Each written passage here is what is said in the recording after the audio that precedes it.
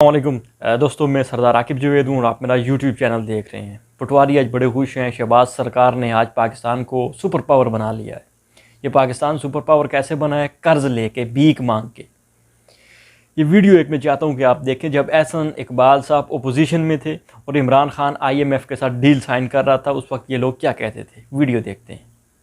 मशरकी पाकिस्तान दिया इमरान नियाजी ने, state bank दिया IMF को, कायदे आजम ने आजादी दी, इमरान नियाजी ने IMF का गुलाम बना दिया।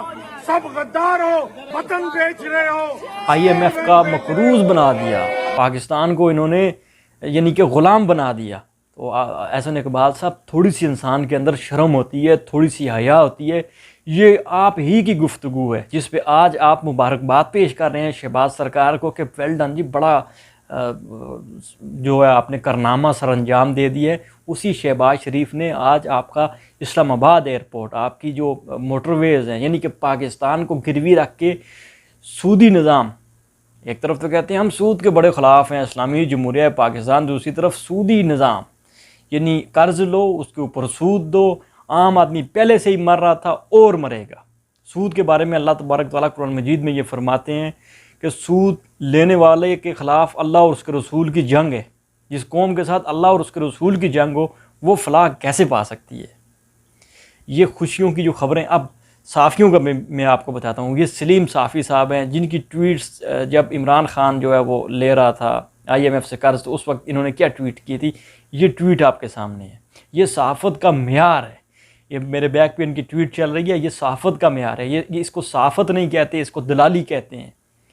आज शहबाज सरकार ने जब कर्ज़ लिया तो आप मुबारकबाद पेश करते हैं, शर्म से डूब मरें। ऐसे साफ़ी, ये पेड साफ़ी हैं, ये पालतू होते हैं। पालतू आप समझते हैं ना किनको बोला जाता है? पालतू उनको बोला जाता है जिनको हड्डी दी जाती है और वो हड्डी लेके जो है वो भौंकते हैं, दूसरे के ख़िलाफ़ भौंकते हैं, टाऊँ टाऊँ टाऊँ करते हैं। तो खुदारा पाकिस्तानियों, अपने बुनियादी हकूक़ के लिए जागो। खुदारा इस IMF के कर्ज़े से अपनी जान छुड़ाओ। इस सूदखोरी के निज़ाम के ख़िलाफ़ आवाज़ उठाओ और इस सूदखोरी के निज़ाम के ख़िलाफ़ निकलो। ये लोग कर्ज़ लेके अपने मालात, अपने कारोबार, अपने लिए प्रॉपर्टीज़, अपनी स्टील मिल्स, अपनी शुगर मिल्स, अपनी रमज़ान शुगर मिल्स और अपने कारोबार खड़े करते हैं, और फिर नुकसान किसका होता है? आम आदमी का। अब आपके बहुत से कीमती असासे इन्होंने गिरवी रखे हुए हैं, गिरवी रखे हैं और गिरवी रख के कर्ज़ लिया है। कल जब ये वापस नहीं करेंगे तो उन पे फिर IMF का पूरा हक होगा, और फिर यूँ हम इस दलदल में फंसते चले जाएंगे। इस दलदल में हम मज़ीद फंसते चले जाएंगे। पाकिस्तान यूँ सुपर पावर कभी नहीं बन सकता। पाकिस्तान यूँ मज़ीद गिरेगा और गिरेगा। आज तो बड़ी खुश हो रहे हैं, बड़ी मुबारकबादियाँ दी जा रही हैं एक दूसरे को कि हमने बड़ा कारनामा सर अंजाम दिया है।